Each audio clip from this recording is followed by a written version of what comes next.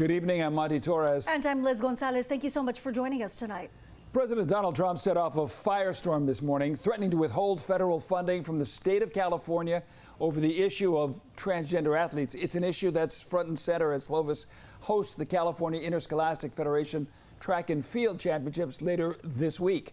A trans athlete has qualified for that event. Yeah, in the post to his Truth Social platform, President Trump said that he would hold back federal funding if his executive order is not obeyed. Now, in February, the president signed an order banning transgender women from competing in women's sports.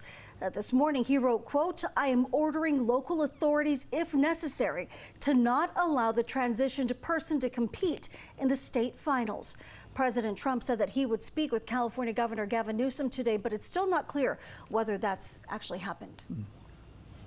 We do have team coverage on this issue. Fox 26 reporter Brianda Lemus tells us which group plans to protest that event should the trans athlete choose to compete, and how law enforcement is preparing for this. But we begin with Fox 26 News reporter Mara Franco here. She reached out to the mother of the trans athlete and those against her competing. Mara, there's a history between the mom and some of the most vocal critics.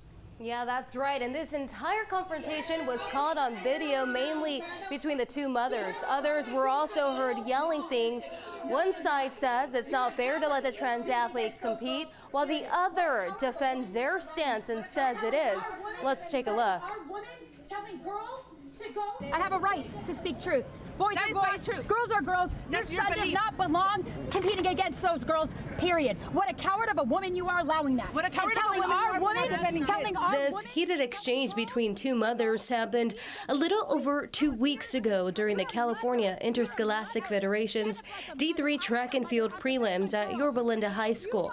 On one side, Narita Hernandez, the mother of A.B. Hernandez, who identifies as a transgender female athlete for Drupa Valley High School. On the other, Sonia Shaw, the president of the Chino Valley Unified School District Board of Education. The issue, whether transgender athletes should be allowed to compete in girls' sports. This particular athlete, he's been competing against girls even in our own district and surrounding districts, which is wrong because it's taking their rights away. And we've been very vocal on not just the person, but anybody who decides to do that. Shaw gained national attention after Chino Valley enacted a policy to notify parents if their child requested to change their name, pronoun, or gender identity at school. Now she and a group of parents say they won't stay silent when it comes to this issue either.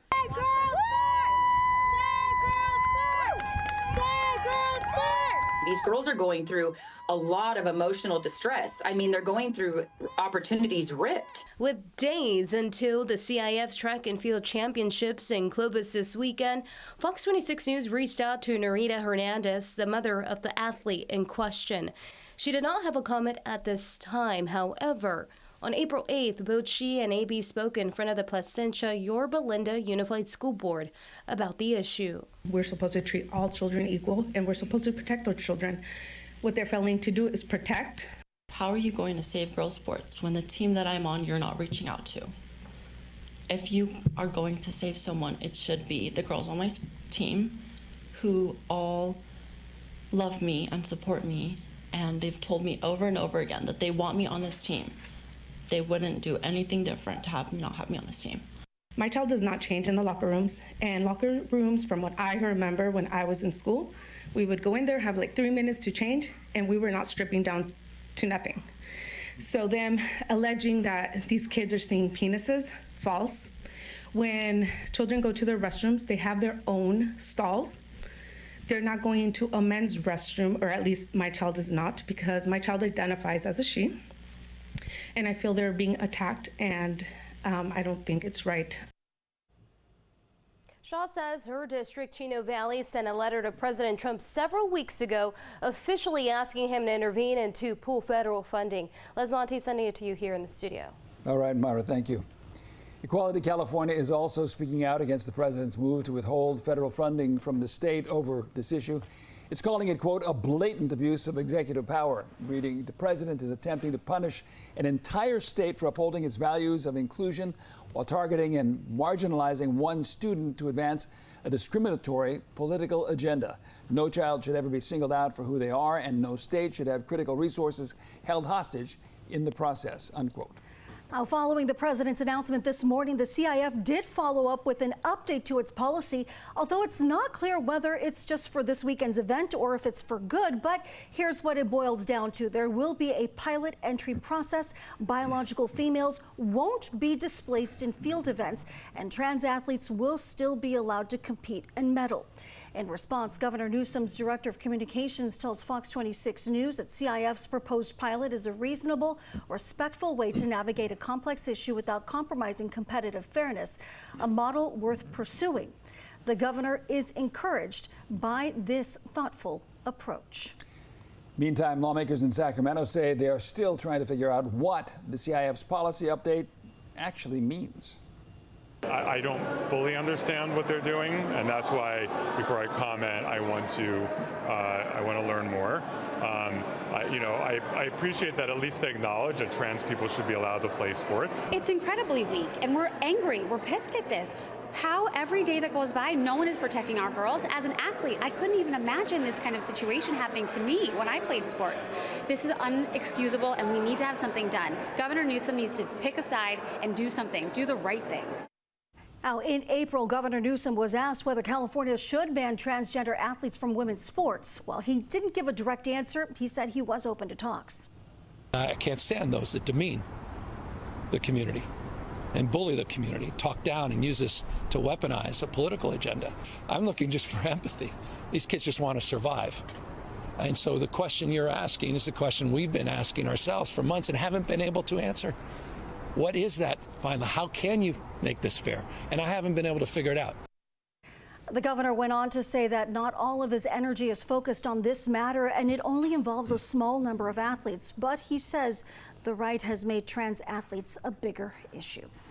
The meet in question, where A.B. Hernandez is set to compete, is the California Interscholastic Federation State Track and Field Championship. It'll be taking place at Veterans Memorial Stadium in Clovis starting Friday. And that's where we find Fox 26 reporter Brianda Lemus with what safety measures are being taken. Some of AB's vocal critics say they do plan to attend. Brianda. That's right. The CIF is the body in charge of this event and is working with Clovis Unified to make sure there's enough security. Now, Clovis Unified School District is providing the security, but it's following CIF's directions.